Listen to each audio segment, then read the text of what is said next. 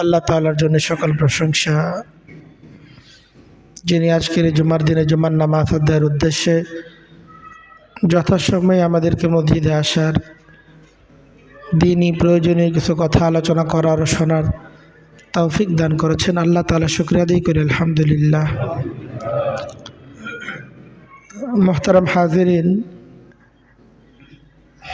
আমাদের দেশ আমরা সকলেই জানি যে বেশ একটা অস্থির সময় পার করতেছে। একটার পর একটা ফিতনা, একটার পর একটা ফাসাদ, এটা যেন দূর হচ্ছে না। মানুষের মাঝে ভয়, আতঙ্ক, অস্থিরতা এবং এই সকল বিষয়কে কেন্দ্র করে আলোচনা, পর্যালোচনা, এটা সর্বত্রই পরিলক্ষিত হচ্ছে।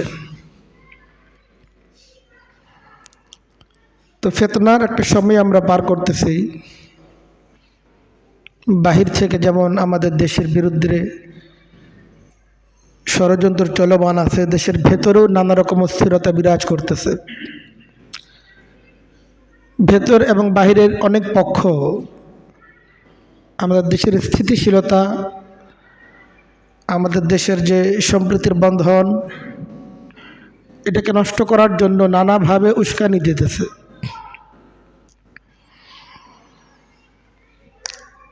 একটা ফিতনা যাচ্ছে তো মনে হচ্ছে আচ্ছা ঠিক আছে, এবার বোধহয় মুক্তি। পরক্ষণে দেখা যায় আরেকটা ফিতনা তৈরি হয়ে গেছে। বরং একটা ফিতনার রেশ কাটতে না কাটতেই আরেকটা ফিতনা তৈরি হয়ে যাচ্ছে। প্রতিদিন নিত্য নতুন ফিতনা, নিত্য নতুন অস্থিরতার সম্মুখীন আমাদের সমাজ এবং রাষ্ট্রে আমরা মুখোমুখি হচ্ছি।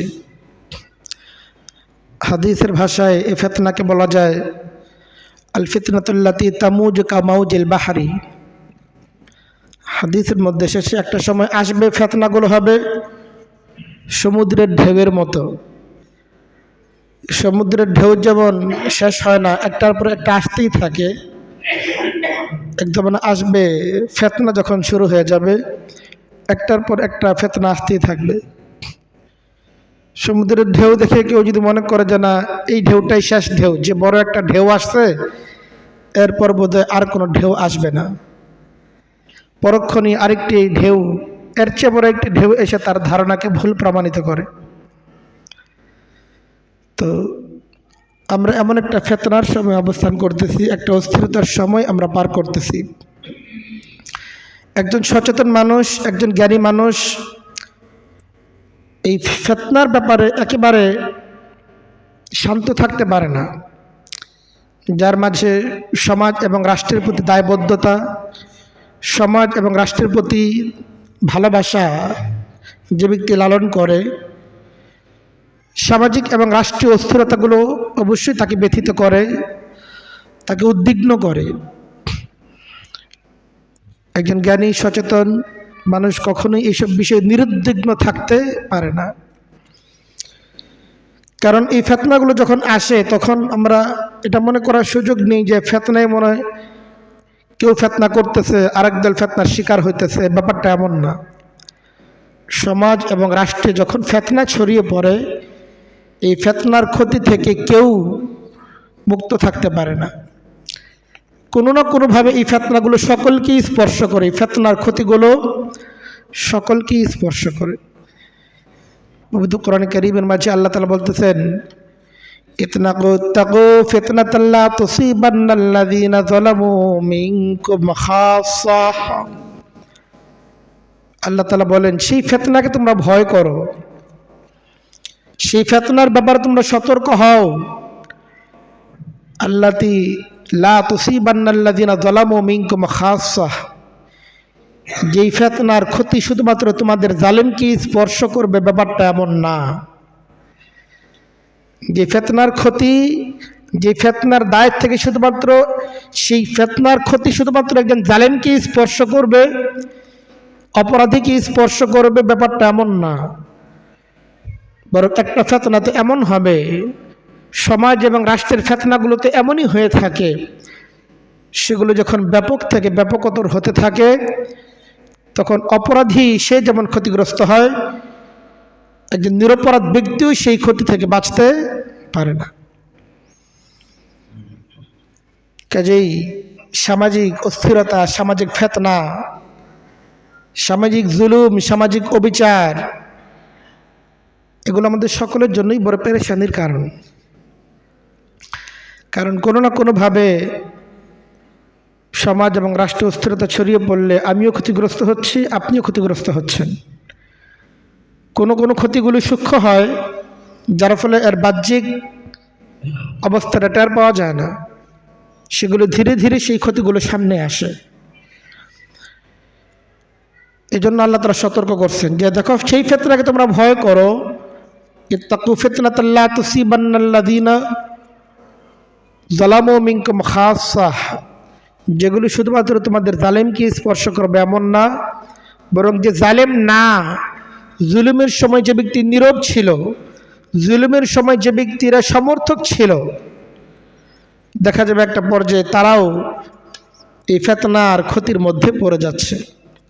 আল্লাহ বলেন, ওয়ালামু, শুনে রাখো, জেনে রাখো, আন্নাল্লাহ শাদীদুল ইকাব, আল্লাহ তাআলা শাস্তি বড় কঠোর হয়ে থাকে। এজন্য আমাদের সমাজ এবং রাষ্ট্রের মধ্যে যে সকল ফিতনাগুলো ছড়িয়ে পড়ে, যে ফিতনাগুলো চলমান আছে, এ সকল বিষয়ে নিরুদ্বিগ্ন থাকার কোনো সুযোগ আসলে একজন মুমিনের জন্য নাই। এগুলো সব আমাদের ভাবনার কারণ, আমাদের পেরেশানির কারণ। ভাগ্যবান তো তারা যারা ফিতনা থেকে মুক্তি পেয়ে যায়। হাদিসের মধ্যে এসেছে, আল্লাহ রাসূল সাল্লাল্লাহু আলাইহি ওয়াসাল্লাম বলেন, আস-সাঈদ মান জুন্নিবাল ফিতান, ভাগ্যবান সেই ব্যক্তি যে ফিতনা থেকে যাকে মুক্ত রাখা হয়। যে ব্যক্তি ফিতনার মাঝে পড়ে না, ফিতনার সকল রেশ, ফিতনার যাবতীয় ঘ্রাণ থেকে যে ব্যক্তি মুক্ত, কোনো ফিতনা, কোনো ফাসাদ তাকে স্পর্শ করতে পারে না, এই ব্যক্তি নিঃসন্দেহে ভাগ্যবান। কিন্তু আমরা যেহেতু ফিতনার জমানায় পড়েই গিয়েছি, একটার পর একটার ফিতনা আমাদের সমাজ এবং রাষ্ট্রের মধ্যে লেগেই আছে। কাজেই একজন মুমিন হিসেবে আমাদের জিম্মাদারি এটা, ইসলাম আমাদেরকে এই সকল ক্ষেত্রে কি বার্তা দেয়, একজন মুমিন হিসেবে এই ফিতনার সময়টায় আমাদের করণীয় কি, এটা আমাদের জেনে নেওয়া আমাদের দায়িত্ব এবং কর্তব্য। এই জন্য যখন একটা ফিতনা ছড়িয়ে পড়ে, মুমিনের জিম্মাদারি কি হবে? মুমিনের প্রধান যে জিম্মাদারি সেটা হচ্ছে এই, যেটা আল্লাহ তাআলা পবিত্র কোরআনে কারীমের মাঝে বিভিন্ন জায়গায় বলেছেন, ওয়াতাসিমু বিহাবলিল্লাহি জামিআ, যে তোমরা আল্লাহ তাআলার রজ্জুকে দৃঢ়ভাবে আঁকড়ে ধরো। দেখো ইসলাম এ ব্যাপারে কি বলে, আল্লাহর হুকুম কি এই সকল বিষয়ে। প্রত্যেকটা বিষয়ে মুমিন যখন কোন অবস্থার সম্মুখীন হবে, প্রথম স্মরণ করবে যে এই ব্যাপারে আল্লাহ তাআলার হুকুম কি। একজন মুমিন কখনো নিজের মতো করে কোনো সিদ্ধান্ত গ্রহণ করতে পারে না।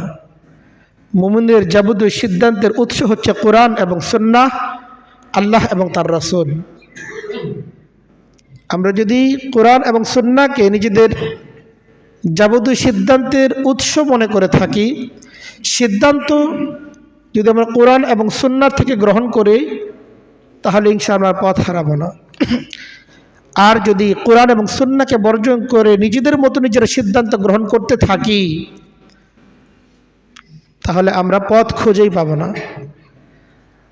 আল্লাহ রাসূল সাল্লাল্লাহু আলাইহি সাল্লাম বলেন, তারাকতু ফীকুম আমরাইন লান তাদিল্লু মা তামাসসাকতুম বিহিমা, আমি তোমাদের মাঝে দুটি জিনিসকে রেখে যাচ্ছি, এগুলোকে তোমরা যতক্ষণ পর্যন্ত আঁকড়ে ধরে রাখবে তোমরা পথ হারাবে না, গুমরাহ হবে না। কিতাব আল্লাহ ওয়া সুন্নাত নবিয়্যিহ, একটি হচ্ছে আল্লাহর কিতাব, একটি হচ্ছে নবীর সুন্নাহ। কাজেই চলমান ফিতনা বা যে কোনো ফিতনার সময় আমাদের করণীয় কি হবে,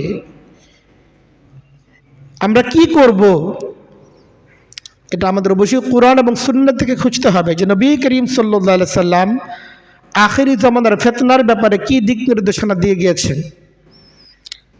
ফিতনার সময়ে মুমিনদের জন্য নবী করিম সাল্লাল্লাহু আলাইহি সাল্লাম কি দিক নির্দেশনা দিয়ে গিয়েছেন, কি বার্তা দিয়ে গিয়েছেন, এ সময় করণীয় কি, মুমিনদের বর্জনীয় কি, এই সকল বিষয় সম্পর্কে আমাদের কোরআন এবং সুন্নাহ থেকে জ্ঞান অর্জন করতে হবে। আমি যদি কোরআন সুন্নাহ সম্পর্কে না জানি, যা কোরআন সুন্নাহ সম্পর্কে জানেন তাদের পরামর্শ গ্রহণ করতে হবে। নিজের মতো করে সিদ্ধান্ত গ্রহণ করা এটা কোনো মুমিনের দায়িত্ব হতে পারে না। ফিতনার সময়ে মুমিনদের যেটা করণীয়, দ্বিতীয় যে করণীয়টা সেটা হচ্ছে এই যে মুমিন কখনো নিজেদের ঐক্যের ক্ষেত্রে ফাটল তৈরি করবে না। যে সকল বিষয় নিজেদের ঐক্যকে বিনষ্ট করে, নিজেদের মাঝে বিভেদ তৈরি করে, এ জাতীয় কোনো বিভেদের দেয়াল মুমিন তৈরি করবে না, বরং নিজেরা জাতিগতভাবে, রাষ্ট্রীয়ভাবে, সামাজিকভাবে কীভাবে ঐক্যবদ্ধ হওয়া যায় একটা মজবুত ঐক্যের প্রাচীর মুমিনরা গড়ে তুলবে। কোনোভাবেই যেন নিজেদের ঐক্যের মধ্যে ফাটল তৈরি না হয়। কারণ একটা জাতি তাদের সংখ্যা যত বেশি হোক না কেন, যত হকের উপরে থাকুক না কেন, তারা যদি নিজেদের ঐক্যকে নষ্ট করে ফেলে তাহলে ভিন জাতি শত্রুরা এর সুযোগ গ্রহণ করবেই। শুধুমাত্র হকের উপর থেকে একজন ব্যক্তি কখনো বিজয়ী হতে পারে না। শুধুমাত্র হকের উপর থেকেই সবসময় বিজয় তাদের পদচুম্বন করে না হকপন্থীদের। এজন্য যদি মুমিনটা যদি সফল কাম হতে চায়, বিজয়ী হতে চায়, বিজয়কে অব্যাহত রাখতে চায়, তাহলে অবশ্যই মুমিনদেরকে নিজেদের একতাকে ধরে রাখতে হবে। নিজেদের একতাকে কোনোভাবেই নষ্ট করা যাবে না। নবী করিম সাল্লাল্লাহু আলাইহি সাল্লামকে সাহাবায়ে কেরাম জিজ্ঞেস করেছিলেন আখির জামানার ফিতনা সম্পর্কে। তো নবী করিম সাল্লাল্লাহু আলাইহি সাল্লাম হাদিসের মধ্যে অত্যন্ত বিশদ বিবরণ এসেছে। হযরত হুযায়ফা ইবনুল ইয়ামান তিনি বলেন, সব সাহাবীরাই নবী করিম সাল্লাল্লাহু আলাইহি সাল্লামকে শুধুমাত্র কল্যাণকর বিষয়গুলো সম্পর্কে জিজ্ঞেস করত, ওদের ভালো কি কি হবে। কিন্তু আমি উল্টা করতাম, আমি শুধুমাত্র নবী করিম সাল্লাল্লাহু আলাইহি সাল্লামকে ক্ষতিকর জিনিসগুলো সম্পর্কে জিজ্ঞেস করতাম, ফিতনা ফাসাদ সম্পর্কে জিজ্ঞেস করতাম। তো এই হাদিস অত্যন্ত দীর্ঘ হাদিস। হযরত হুযায়ফা রাদিয়াল্লাহু তাআলা আনহু নবী করিম সাল্লাল্লাহু আলাইহি সাল্লামকে জিজ্ঞেস করেছিলেন, হে আল্লাহর রাসূল, যখন ফিতনা সমাজের মধ্যে ব্যাপকভাবে ছড়িয়ে পড়বে আমার জিম্মাদারি কি হবে? নবী করিম সাল্লাল্লাহু আলাইহি সাল্লাম বলেছিলেন, তালজিমু জামাত আল মুসলিমিন ও ইমামিহিম, তোমার জিম্মাদারি হচ্ছে এই যে তোমরা দলবদ্ধ থাকবে, একতাবদ্ধ থাকবে। মুমিনদের যে জামাত আছে, মুমিনদের যে দল আছে, মুমিনরা তোমরা সংঘবদ্ধ থাকবে এবং তোমরা তোমাদের নেতৃত্বের অনুসরণ করবে। নিজেদের মতো করে ব্যক্তিগতভাবে কয়েকদিন মিলে একটা সিদ্ধান্ত গ্রহণ করে না ফেলা, বরং বৃহত্তর স্বার্থ আমাদেরকে কোন পথে আহ্বান করতেছে, সমাজ এবং রাষ্ট্রের বৃহৎ অংশ, সচেতন ব্যক্তিদের বৃহৎ অংশ আমাদেরকে কোন দিকে আহ্বান করতেছে, আমাদেরকে সেই নীতি এবং পথ অবলম্বন করা চাই। এজন্য মুমিনদের যে দলটা হকের উপর আছে, যে সকল মুমিনরা হকের উপর আছে, নবী করিম সাল্লাল্লাহু আলাইহি সাল্লামের আমাদের প্রতি নির্দেশনা হচ্ছে এই ফিতনার সময়ে মুমিনদের সেই বৃহত্তর যে অংশ আছে, সেই বৃহত্তর অংশের আঁকড়ে ধরে রাখা, তাদের অনুসরণ করা, দেখা তারা কি করতেছে। সাহাবী তখন নবীজিকে জিজ্ঞেস করলেন, হে আল্লাহর রাসূল, এমন আস্থার কোনো জায়গা যদি না পাই, এমন কোনো দল পাচ্ছি না, এমন কোনো জামাত পাচ্ছি না যাদের উপর আস্থা রাখতে পারি, মুমিনদের এমন কোনো বৃহত্তর দল নেই যাকে হকের উপর আছে বলে মনে হচ্ছে, সেক্ষেত্রে আমার করণীয় কি হবে? তখন নবী করিম সাল্লাল্লাহু আলাইহি সাল্লাম বললেন, ফাতাজিল তিলকাল ফিরাকা কুল্লাহা। আল্লাহ রাসূল সাল্লাল্লাহু আলাইহি সাল্লাম বলেন, এমন কোন দল যদি না পাও যে হকের উপর প্রতিষ্ঠিত আছে, ইনসাফের উপর প্রতিষ্ঠিত আছে, তাহলে তুমি ফাতাজিল তিলকাল ফিরাকা কুল্লাহা, সমস্ত দলকে বর্জন করো, কোনো দল দরকার নাই তোমার। একাকী জীবনযাপন করো, জবানের হেফাজত করো এবং নিজের ঈমান এবং আমলের সংশোধন করো। যদি নেতৃত্বের গুণাবলী সম্পন্ন ভালো কোনো দল তোমার সামনে না থাকে, যারা হকের উপর আছে, যারা ইনসাফের উপর আছে, মনে হচ্ছে তোমার কাছে, সব দল বর্জন করো। আমি কারো পক্ষে নাই, কারো বিপক্ষে যেমন আমি অবস্থান গ্রহণ করতে পারি না, কিন্তু ইনসাফের উপর যখন একটা কোনো দল নেই তখন আমি কারো পক্ষ অবলম্বন করতে পারি না। এই জন্য মুমিনদের জিম্মাদারি তো মৌলিকভাবে এইটা, যতক্ষণ পর্যন্ত হকপন্থী এবং ইনসাফের উপর প্রতিষ্ঠিত কোনো দল সে পাবে, তো দেখবে তারা কি করতেছে, এই জামাত থেকে সে বিচ্ছিন্ন হবে না। পবিত্র কোরআনে কারীমের মাঝে আল্লাহ তাআলা বলেন, মুমিন তারা যদি তাদের ঐক্যকে নষ্ট করে ফেলে এর পরিণতি কি হতে পারে। আল্লাহ বলেন, আতিউল্লাহ ওয়া রাসূলাহ।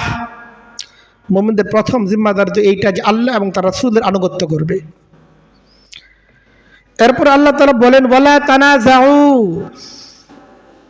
মুমিনরা নিজেদের মাঝখানে বিতর্ক তৈরি করবে না, এমন কোনো কথা বা কাজ করবে না যার মাধ্যমে নিজেদের মধ্যে ফাটল তৈরি হয়, নিজেদের ঐক্য নষ্ট হয়ে যায়। আমরা আমাদের সমাজ এবং রাষ্ট্রের মধ্যে লক্ষ্য করতেছি, আমাদের দেশের বিভিন্ন দল যারা রাষ্ট্রীয় ক্ষমতায় যেতে ইচ্ছুক, তাদের মধ্যে পরস্পর যে কাদা ছুড়োছড়ি, একদল আরেক দলের বিরুদ্ধে নানা রকম অভিযোগ ইত্যাদি এনে সমাজ এবং রাষ্ট্রের মধ্যে যে অস্থিরতা তৈরি করতেছেন এবং নিজেদের ঐক্যের মধ্যে যে ফাটল তৈরি করতেছেন, এটা কিন্তু ভিন দেশি যারা আছেন, যারা এই দেশের স্থিতিশীলতা কামনা করে না, রাষ্ট্রের অস্থিরতা যারা দেখতে চায়, একটি মুসলিম দেশ সফলতার শীর্ষে আরোহণ করুক, এটা যারা কামনা করে না, তারা কিন্তু এটা নিয়ে হাসতেছে এবং তারা কিন্তু এত সুখ অনুভব করতেছে। এটা সুযোগ করে দিচ্ছে কারা? আমি সুযোগ করে দিচ্ছি, আপনি সুযোগ করে দিচ্ছেন, আমাদের বিভিন্ন রাজনৈতিক দলগুলো এই সুযোগ তৈরি করে দিচ্ছে। আল্লাহ তাআলা বলেন, ওয়ালা তানাজাউ। নিজেদের ঐক্য নষ্ট করো না, ঐক্য নষ্ট করো ফাতাফশালু, তোমরা দুর্বল হয়ে যাবে, ওয়া তাযহাবা রিহুকুম, তোমাদের যে ভয়, তোমাদের যে আতঙ্ক, তোমাদের যে দুঃসাহস, তোমাদের সাহসিকতা, এটার যে ভয় আল্লাহ তাআলা বিধর্মীদের মধ্যে, পরাজিত শক্তিদের মধ্যে আল্লাহ তাআলা তাদের দিলের মধ্যে যে ভয় দিয়েছেন, তোমাদের অনৈক্যের সুযোগে তাদের এই ভয়গুলো দুর্বল হয়ে যাবে, তারা আবার মাথা চারা দিয়ে উঠবে। এটা কেন হবে? যারা হকের উপর আছে তারা যদি নিজেদের ঐক্যকে নষ্ট করে ফেলে।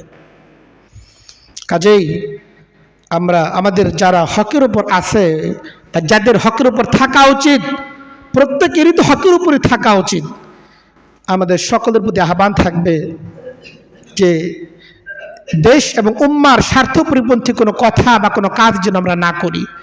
আমাদের দেশের স্বার্থ নষ্ট হয়, দেশের সামগ্রিক স্থিতিশীলতা নষ্ট হয়, সাম্প্রদায়িক সম্প্রীতির বন্ধনগুলো নষ্ট হয়, এমন কোনো কথা আমরা যেন না বলি, এমন কোনো পদক্ষেপ যেন আমরা গ্রহণ না করি।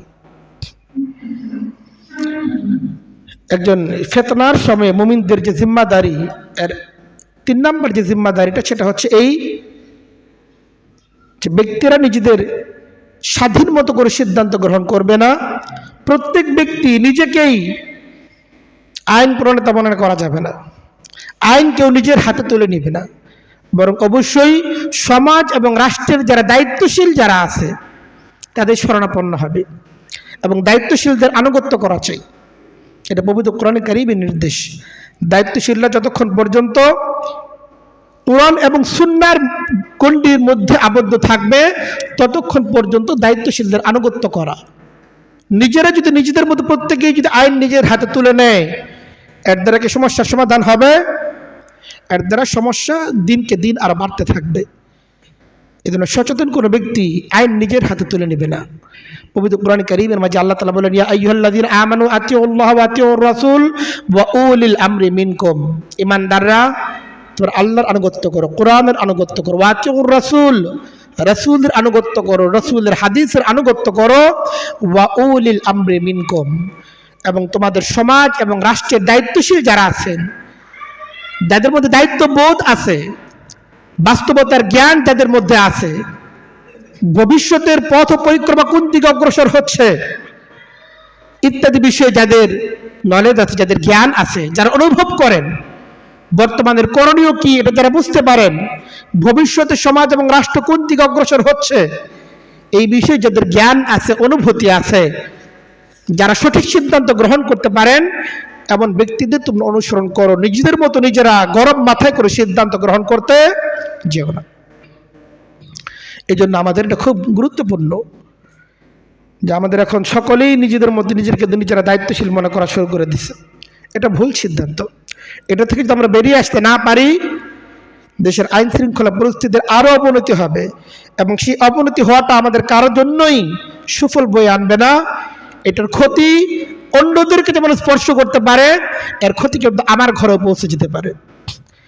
এই জন্য এমন করে সিদ্ধান্ত, এমন কোনো কাজ করা আমাদের জন্য উচিত হবে না যেটা আমাদের দেশের চলমান যে ফিতনা চলতেছে সেটার মধ্যে আরো আগুন দেয়, আরো ইন্ধন যোগায়। এমন কোনো কাজ করা আমাদের জন্য উচিত হবে না। বরং এই ফিতনার আগুনকে কিভাবে নেভানো যায়, প্রত্যেকে স্ব জায়গা থেকে দায়িত্বশীল ভূমিকা পালন করতে হবে। আমি জানি না, ফাসআলু আহলা যিকরি ইন কুনতুম লা তা'লামুন।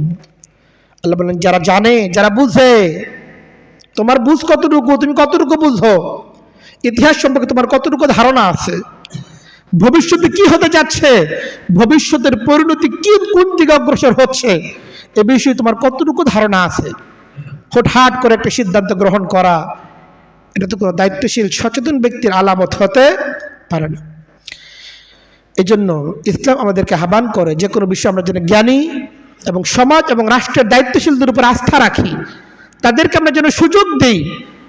সমাজের মধ্যে যা কিছু অন্যায় অবিচার হইতেছে, আমরা যদি সমাজ এবং রাষ্ট্রের যারা দায়িত্বশীল আছেন তাদেরকে সুযোগ তৈরি করে না দেই, তারা এগুলির বিরুদ্ধে ব্যবস্থা গ্রহণ করবে, বরং নিজেরাই নিজেদের মতো করে আইন হাতে তুলে নেই, অপরাধ দমনের জন্য নিজেই হাতিয়ার বেছে নেই, এটার দ্বারা তো সমস্যার সমাধান হবে না। অতীতেও হয়নি, ভবিষ্যতেও হওয়ার সম্ভাবনা নেই আসলে। এজন্য আমাদের জিম্মাদারি হচ্ছে এই, আমাদের সমাজ এবং রাষ্ট্রের গুরুত্বপূর্ণ দায়িত্বশীল যারা আছেন তাদেরকে সুযোগ দেওয়া। আমরা যদি ফিতনা তৈরি করি, তাদের সুযোগগুলি আরো নষ্ট হবে, তারা আরো বিপদে পড়বেন, সমাজ আরো বেশি নষ্ট হবে, সমাজের মধ্যে অন্যায় অবিচার আরো বেশি ছড়িয়ে পড়বে। এই জন্য তাদের প্রতি ধৈর্যের সাথে পরিস্থিতির মোকাবেলা করা চাই এবং সমাজ এবং রাষ্ট্রের দায়িত্বশীলদেরকে সুযোগ দেওয়া চাই, তারা যেন তাদের যে শক্তি সামর্থ্য আছে সেটার দ্বারা তারা যেন ব্যবস্থা গ্রহণ করতে পারে। ফিতনার সময় সাধারণ জনগণ যারা আছে তাদের জিম্মাদারি হচ্ছে এই আমলের পরিমাণ বাড়িয়ে দেওয়া। একজন মুমিন যখন ফিতনার আগুয়ান দেখতে পাবে তখন আমলের পরিমাণ বাড়িয়ে দিতে হবে। আমরা আলোচনার পরিমাণ বাড়িয়ে দিই, আমলের পরিমাণ কমিয়ে দিই, কিন্তু আল্লাহ রাসূল সাল্লাল্লাহু আলাইহি ওয়াসাল্লাম আমাদেরকে আহ্বান করেন যখন ফিতনার সম্মুখীন হবে আমল বাড়িয়ে দাও, আলোচনা কমিয়ে দাও। আলোচনার দ্বারা সমস্যার সমাধান হবে না। আপনার আমার আলোচনার দ্বারা এটা হয়তো চায়ের টেবিল গরম হইতে পারে, কিন্তু সমস্যার সমাধান হবে না। এজন্য আমাদের জিম্মাদারি হচ্ছে এই আমলের পরিমাণকে বাড়িয়ে দেওয়া। হাদিসের মধ্যে এসেছে আল্লাহ রাসূল সাল্লাল্লাহু আলাইহি ওয়াসাল্লাম বলেন, বাদিরু বিল আমাল ফিতনান কাকিতাল লাইলিল মুসলিমি। ঘন তিমির অন্ধকার ফিতনা নেমে আসার আগেই তোমরা আমলের প্রতি অগ্রসর হও। যখনই ফিতনা আগুয়ান দেখতে পাও, দাবা নলের মতো ফিতনা তোমাদের দিকে ধেয়ে আসতেছে, তোমরাও আমলের দিকে ধেয়ে যাও। আল্লাহ রাসূল সাল্লাল্লাহু আলাইহি ওয়াসাল্লাম ফিতনা সম্পর্কে আমাদেরকে সচেতন করে গিয়েছেন। যখনই কোনো ফিতনার সম্মুখীন হবে, মুসলিম সমাজ, মুসলিম রাষ্ট্রে যখন ফিতনা ছড়িয়ে পড়বে, মুমিনদের জিম্মাদারি হচ্ছে এই অতি কথায় না গিয়ে আমাদের প্রতি যত্নবান হওয়া। কারণ অতি কথা, অতি কাজ, না বুঝেই কোনো কাজ করা, না বুঝেই কোনো কথা বলা, এটা ব্যক্তির ঈমান নষ্টের কারণ হয়ে দাঁড়ায়। আল্লাহ রাসূল সাল্লাল্লাহু আলাইহি ওয়াসাল্লাম বলেন, ইউসবিহুর রাজুলু মুমিনান ওয়া ইউমসি কাফিরান।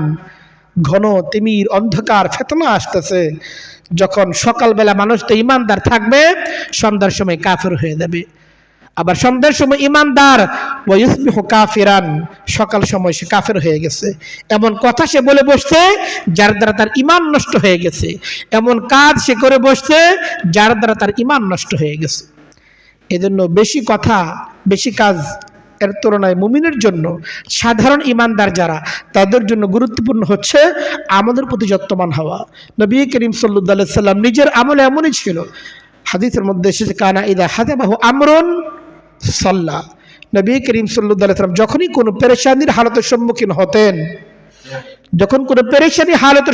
হতেন, সমাজ এবং রাষ্ট্রের মধ্যে কোনো অস্থির হালতের সম্মুখীন হতেন, সাল্লাহ, নবী করিম সাল্লাল্লাহু আলাইহি ওয়াসাল্লাম নামাজে দাঁড়িয়ে যেতেন।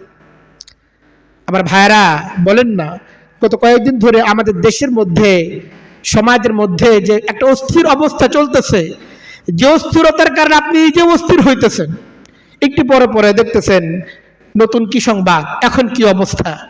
কিন্তু বলেন না, এই ফিতনার হালতে শুধুমাত্র এই ফিতনার জন্যই 2 রাকাত নামাজের দ্বারা আল্লাহর কাছে চোখের পানি ফেলছেন। আল্লাহ আমাদের দেশকে আপনি স্থিতিশীলতা দান করেন, দেশকে নিরাপদ একটা শান্তিময় দেশ হিসেবে কবুল করেন। চোখের পানি ফেলার সুযোগ হয়েছে, হয় না। যতবার ধানমন্ডি আর ধানমন্ডি 32 শব্দটা আপনার দ্বারা উচ্চারণ হয়েছে, এতবার আল্লাহ তাআলার নাম আপনার দ্বারা উচ্চারণ হয় নাই। অথচ মুমিনের জিম্মাদারি তো এইটা, যখনই কোনো সমস্যা দেশের মধ্যে তৈরি হবে, কোনো সমস্যা সে অনুভব করবে, তখন তার জিম্মাদারি হচ্ছে এই, সে নামাজের ব্যাপারে যত্নবান হবে, আমলের পরিমাণকে বাড়িয়ে দিবে। এই জন্য আমরা সকলের প্রতি আহ্বান রাখবো যে আসেন আমরা সমাজের মধ্যে নতুন করে কোনো অস্থিরতা তৈরি না করি। আমাদের সমাজের মধ্যে বিগত বছরগুলোতে যে অন্যায় অবিচার হয়েছে, সামাজিকভাবে রাষ্ট্রীয়ভাবে যে সমস্ত অন্যায় অবিচারগুলো হয়েছে, বর্তমান নেতৃত্ব যারা আছে তাদেরকে আমাদের সুযোগ দেওয়া চাই, তারা যদি এই সমস্ত অন্যায় এবং অবিচারের বিচার যেন নিশ্চিত করতে পারে। কিন্তু আমরা যদি নিজেদের মতো করে আইন হাতে তুলে নেই, বিচার যদি নিজেরা করে ফেলি, বিচারক যদি নিজেরা সেচে যাই, এর দ্বারা বিচার তো হবে না, বরং বিচার ব্যবস্থা ধসে পড়বে। আল্লাহ তাআলা আমাদেরকে হেফাজত করেন। কোন সমাজ এবং রাষ্ট্রে যখন ফিতনা ছড়িয়ে পড়ে, তখন মুমিনদের একটা গুরুত্বপূর্ণ জিম্মাদারি হচ্ছে এই যে মুমিনরা নিজেদেরকে কন্ট্রোল করবে, সবর করবে।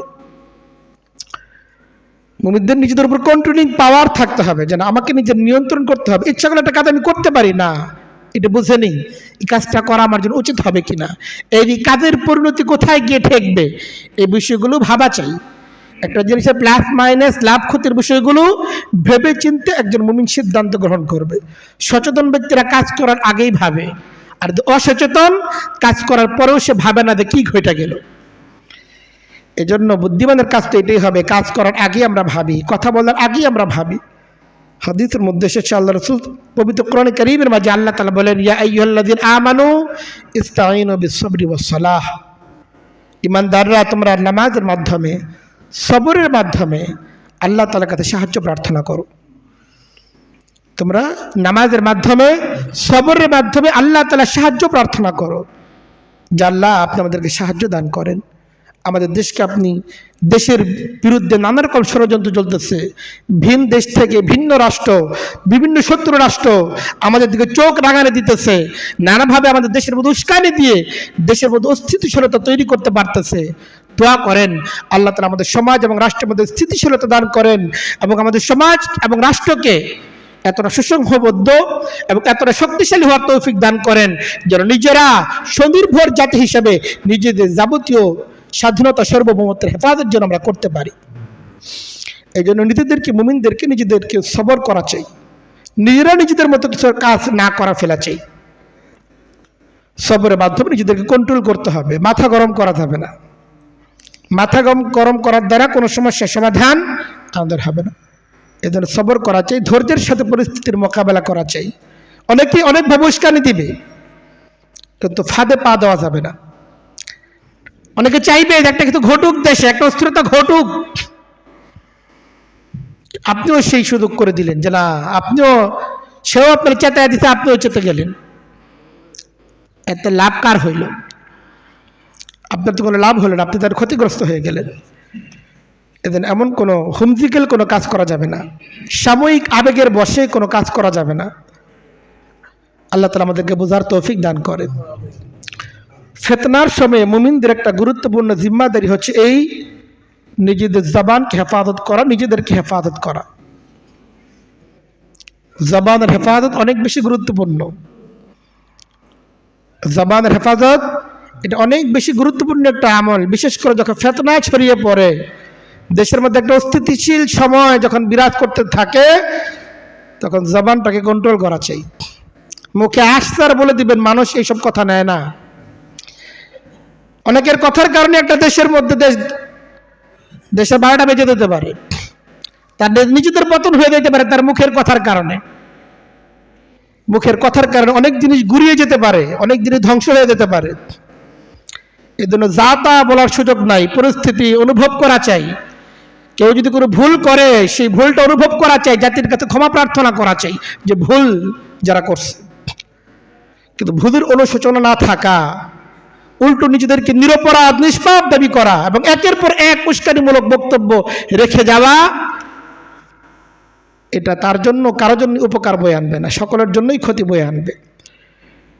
এজন্য জবানের হেফাজত সকলকেই করতে হবে। যে নিজেকে অপরাধী মনে করতেছে তার যেমন জবানের হেফাজত করা চাই, যারা নিরপরাধ যারা মজলুম তাদেরও নিজেদের জবানের হেফাজত করা চাই। একটা কথার কারণে হইতে পারে দেশের মধ্যে আগুন লেগে যাবে, এমন কোনো কথা না বলা চাই।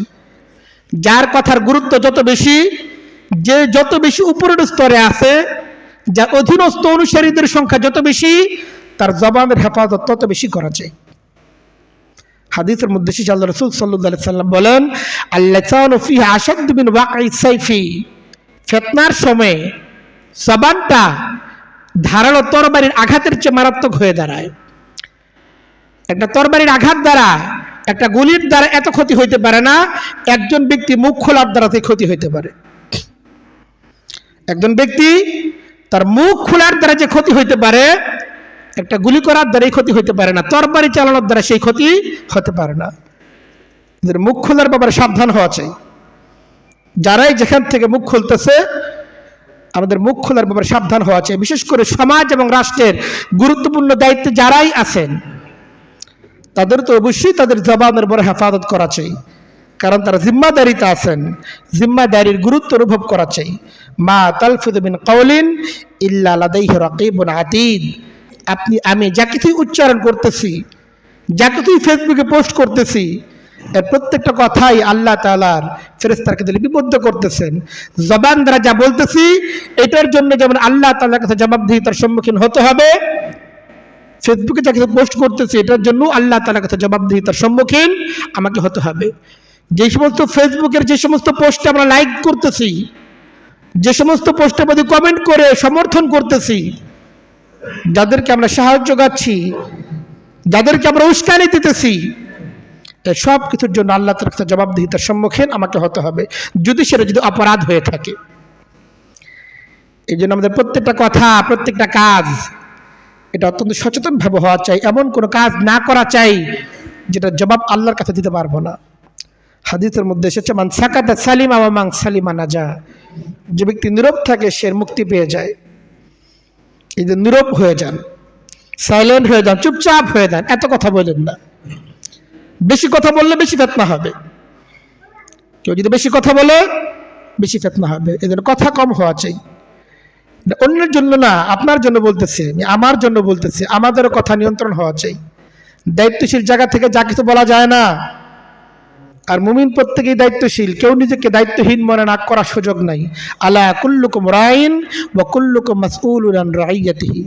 আল্লাহ রাসূল সাল্লাল্লাহু আলাইহি ওয়াসাল্লাম বলেন, তোমাদের প্রত্যেকেরই জিম্মাদারি আছে এবং প্রত্যেককেই তার জিম্মাদারি সম্পর্কে আল্লাহ তাআলার কাছে জবাবদিহিতার সম্মুখীন হতে হবে। কাফা বিল মারই কাযিবান ইউহাদ্দিসু বিকুল্লি মা সামিআ। কোনো না কোনো জায়গায় একটা সংবাদ শুনলেন আর সেটা প্রচার করা শুরু করে দিচ্ছেন। একটা সংবাদ পাইছেন আর এটাকে শেয়ার করে দিচ্ছেন। মিথ্যাবাদী হওয়ার জন্য এতটুকুই যথেষ্ট। যাই শুনে তাই বলে বেড়ায়, যাই শুনে তাই ছড়িয়ে বেড়ায়, তাই শেয়ার করে দেয়। একজন ব্যক্তি লাঞ্ছিত হওয়ার জন্য, মিথ্যাবাদী হওয়ার জন্য এতটুকু যথেষ্ট হয়ে দাঁড়ায়। এই জন্য বর্তমান সময়টা গুজবের সময়, যেমনভাবে ফিতনার সময়, বর্তমান গুজবের সময়। নানাভাবে গুজব রটিয়ে সামাজিক এবং রাষ্ট্রের মধ্যে শান্তিকে নষ্ট করার চেষ্টা করা হবে। আমাদের দেশের শান্তি শৃঙ্খলা নষ্ট হলে কার লাভ, এটা আপনারা বুঝেন না? আমাদের দেশের যদি স্থিতিশীলতা নষ্ট হয়, লাভটা কার? যারা সমাজ এবং রাষ্ট্রের শত্রু, ইসলাম এবং মুসলমানদের শত্রু, তারা হলো লাভ এবং তারা সেই সুযোগের অপেক্ষায় আছে। কিন্তু মুমিনরা তাদের ফাঁদে পা দেওয়া কোনোভাবেই যাবে না। আমাদের জবানকে হেফাজত করা চাই। যা তা বলা এটা আমার জিম্মাদারি হতে পারে না। আমাদেরকে অবশ্যই চুপ থাকা চাই। আল্লাহ রাসূল সাল্লাল্লাহু আলাইহি সাল্লাম বলেন, মান কানা ইউমিনু বিল্লাহি ওয়াল ইয়াউমিল আখির ফালইয়াকুল খাইরান আও লিয়াসমুত। যে ব্যক্তি আল্লাহর প্রতি বিশ্বাস আছে, আখিরাতের প্রতি যার বিশ্বাস আছে, হয়তো বললে ভালো কথা বলবে অথবা চুপচাপ থাকবে।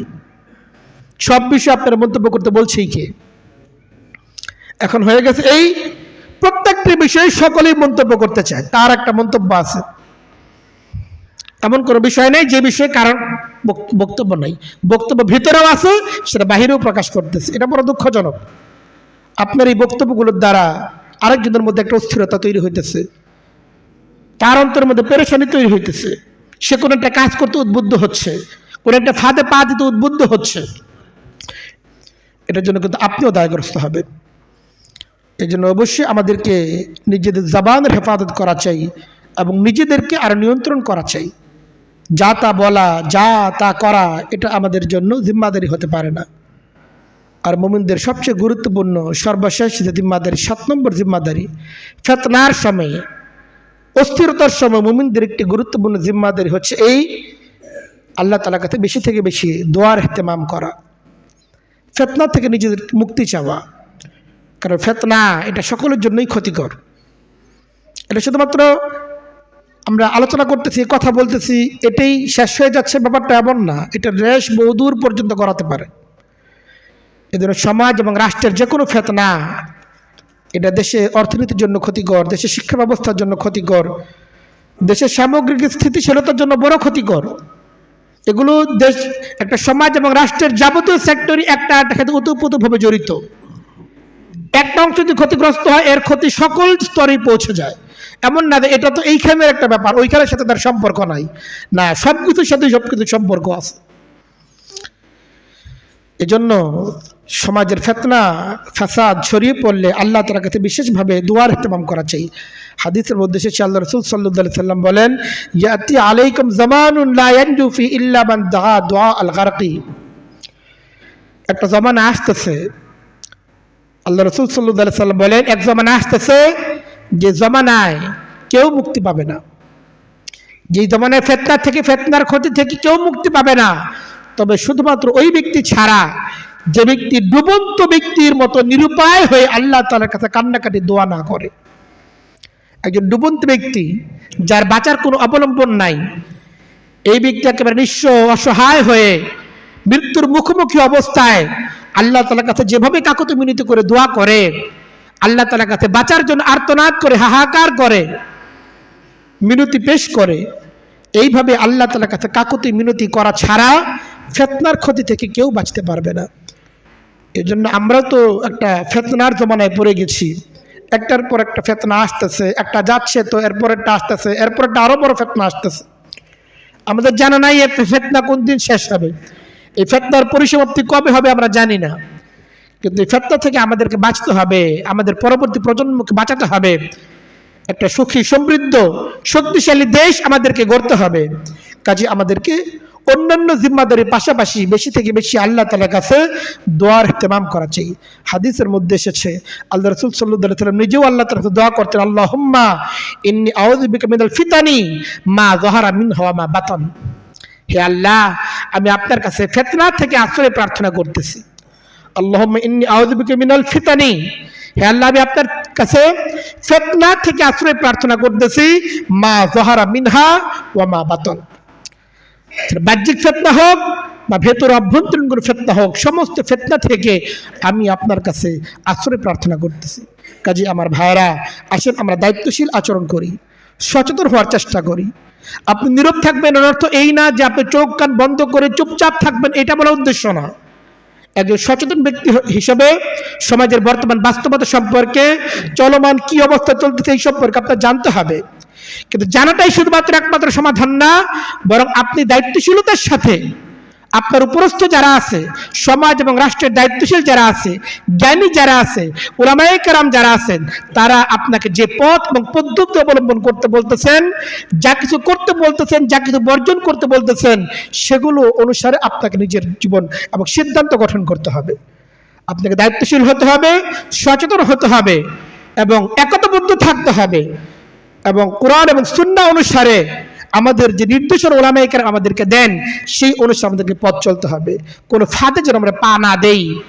ক্ষমতার হুড়োহুড়িতে, ক্ষমতার দম্ভে কিংবা আগামী দিনে ক্ষমতায় যাওয়ার জন্য নিজেরা পারস্পরিক কাদা ছুড়োছুড়ি করে নিজেদের ঐক্যকে যেন নষ্ট না করি।